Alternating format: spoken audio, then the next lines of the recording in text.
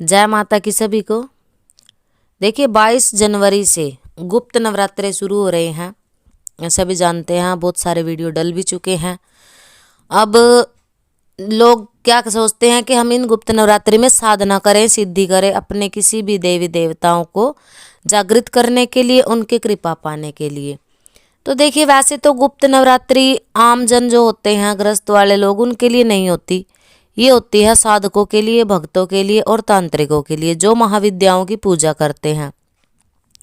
अब बात आती है भक्तों की, कि भक्त तांत्रिक नहीं होते, परंतु वो सबसे प्रथम महाविद्या जो माँ काली होती है उनकी पूजा करते हैं, और उनका हाथ लिए बिना कोई भी चौकी दरबार चलता नहीं। पहली बात तो अब कुछ लोग ऐसे भी हैं जो ये सोचते हैं कि मैं शीतला माता का भगत हूँ, या मैं धूतनी माई का भगत हूँ, या मैं मदानन का भगत हूँ, तो मुझे काली पूजने की जरूरत नहीं है। देखिए अगर आप आम गृहस्थी में उनकी पूजा करते हो तो कोई बात नहीं। अगर आप चौकी लगाना चाहते हो, दरबार लगाना चाहते हो, तो आपको माता कालिका का ही हाथ लेना पड़ता है, क्योंकि ये प्रथम महाविद्या है। इनके हाथ के बिना, इनकी कृपा के बिना और इनकी प्रसन्न हुए बिना कोई भी शक्ति आपको रास्ता नहीं देती। चाहे आप दिन रात घी तेल उनके ऊपर जलाते रहो, कितना भी भोग प्रसाद आप चढ़ा लो, कोई शक्ति आपको रास्ता नहीं देती। सर्वप्रथम आपको कोई बड़ी शक्ति जैसे प्रथम महाविद्या माँ कालिका को ही साधना पड़ता है। और माँ कालिका को साधने वाले तो कोई, मुझे नहीं लगता कि इस धरती पर कोई प्राणी होगा जिसने उनको साध लिया है। उनकी केवल सेवा करी जाती है, कृपा पाई जाती है। अगर उनकी कृपा भगत पर, साधक पर हो जाती है तो उसके वारे न्यारे होने लग जाते हैं, उसके सभी दुख दलदर माई रानी दूर कर देती है। तो करना क्या है, देखिए बहुत सारे वीडियो आपको मिलेंगे नवरात्रि तक। अब जो लोग आम हैं, आम जन जो ये सोचते हैं कि हम गुप्त नवरात्रि में सेवा करें, जिस भी देवी देवता की आप सेवा कर रहे हो, कलश स्थापना अगर करना चाहते हो तो करो। देखिए वैसे कलश स्थापना करने की जरूरत नहीं होती आम जन को गुप्त नवरात्रि में। क्यों? क्योंकि अगर आपने कोई मंत्रों का संकल्प उठाया है, कोई जाप करना चाहते हो, तो ही कलश स्थापना करो, तो ही अखंड ज्योत जलाओ, वरना नहीं। आप अगर ऐसे जला लेते हो तो डायरेक्ट इनडायरेक्ट वो साधना हो जाती है। अब कुछ लोग क्या होते हैं, नवाण मंत्र के पीछे बहुत भाग रहे हैं, और बहुत सारे वीडियोस में बताया भी जा रहा है कि नवाण मंत्र से ये कर लो, नवाण मंत्र से वो कर लो। कर सकते हो, मंत्र बहुत पावरफुल है, ये मंत्र में कोई दोष नहीं। पर दोष यहाँ है कि आप गुरुमुख नहीं हो, आपके ऊपर किसी गुरु का हाथ नहीं है। जब तक आप किसी गुरु का हाथ नहीं ले लेते, किसी को गुरु धारण नहीं कर लेते, तब तक आपको इतनी प्रचंड शक्तियों के मंत्र नहीं जाप करने चाहिए। आप जाप करते हो, नेगेटिव और पॉजिटिव दोनों ही एनर्जी आपके घर में आती है। ना तो आप पॉजिटिव को संभालने के लायक होते हो, ना ही नेगेटिव को, आपको पता ही नहीं होता। सपने आने लग जाते हैं, लोगों को अनुभव होते हैं। अगर किसी को औरत भी दिख रही है तो समझ के बैठ जाते हैं मुझे माता साक्षात दर्शन देती है। ऐसा कुछ नहीं है। जो डाकनी, शाकनी, हाकनी, प्रेतनी, पिशाचनी होती हैं वो भी औरत के रूप में ही दर्शन देती हैं। और कहीं तो आकर के आपसे भोग प्रसाद भी मांगती हैं स्वप्न के माध्यम से। मुझे बताशे दे दो, मुझे मीठा जल दे दो, मुझे पान दे दो, मुझे पेड़ा दे दो, मुझे अंडा दे दो, वगैरह वगैरह बहुत सी। आप क्या समझ लेते हो मेरी माँ ने मुझसे भोग मांगा, और वो आपकी माँ ही बन के बात करती है आपसे, क्योंकि इस तरह के केस बहुत सारे आ चुके हैं, बहुत सारे केस से हम निकल चुके हैं। और कई बच्चे तो ऐसे होते हैं, उनका मन करता है कि हम मीठा खा लें। उनको ये लगता है कोई भी चीज़ उनको स्वप्न के माध्यम से दिखती है, या फिर उनको आवाज़ें आती है, या फिर उनका प्रबल इच्छा हो जाती है खाने की, वो लोग खाते रहते हैं, उनको भोग प्रसाद मिलता रहता है।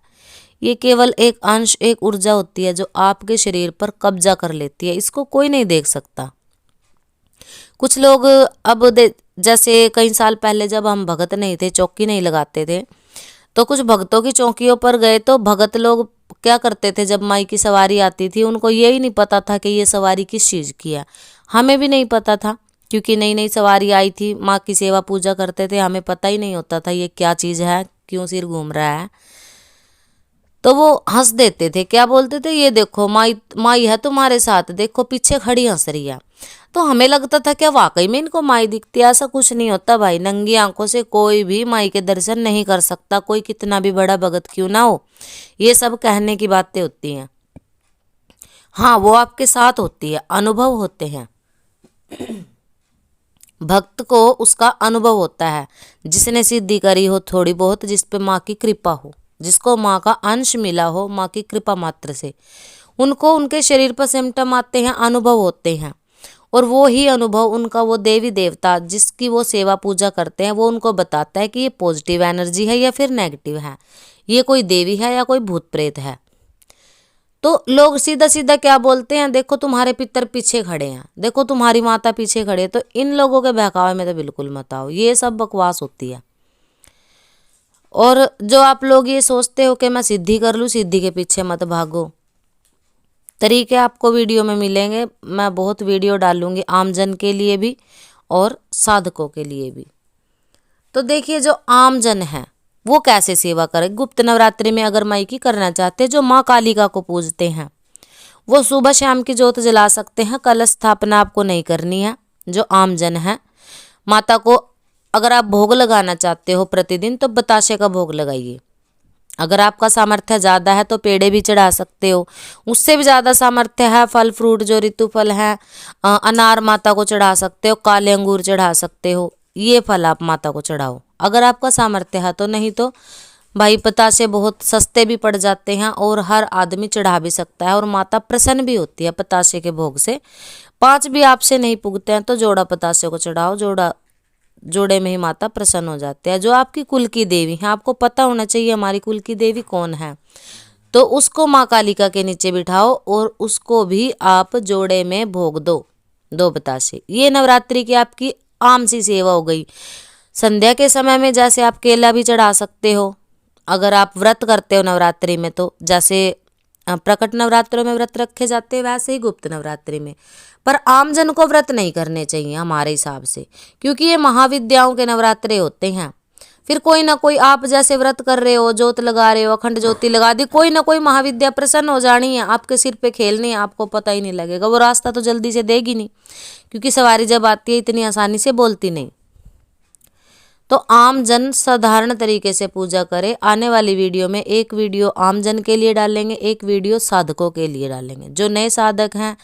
और कुछ लोग ऐसे हैं जो दरबार से जुड़े हैं, जो पहले ही 10-10 साल से गुरुमुख रह चुके हैं, पर उनको कोई भी आज तक अनुभव नहीं हुए, कोई भी रास्ते उनके नहीं खोले गए।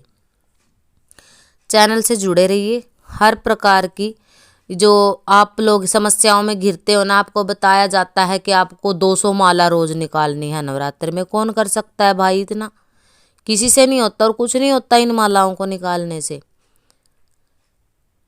कुछ भी नहीं होता। चाहे आप दिन रात क्यों ना घी तेल फूको, दिन रात क्यों ना मालाएं उतारो, ये मालाओं में उलझा के आपके जीवन को माला बना दिया जाएगा। यहाँ भाव और श्रद्धा का खेल होता है सारा। कैसे करना है, क्या करना है, कृपा, अगर आपको कृपा मिलती है ना इन 9 दिनों में, तो माई के दरबार के जयकारे जरूर लगा देना। अगर आप साधारण तरीके से करते हो, उलझाने वाली कोई बात नहीं मिलेगी आपको। तो चैनल से जुड़े रहिए, सब्सक्राइब जरूर करिए, नोटिफिकेशन बेल अपना ऑन करें, ताकि सभी प्रकार की सही जानकारी से आप लोग जुड़ सको। और वीडियो जानकारी के लिए ही बनाए जाते हैं, कोई ज्ञान के लिए नहीं। तो सभी को जय माता की।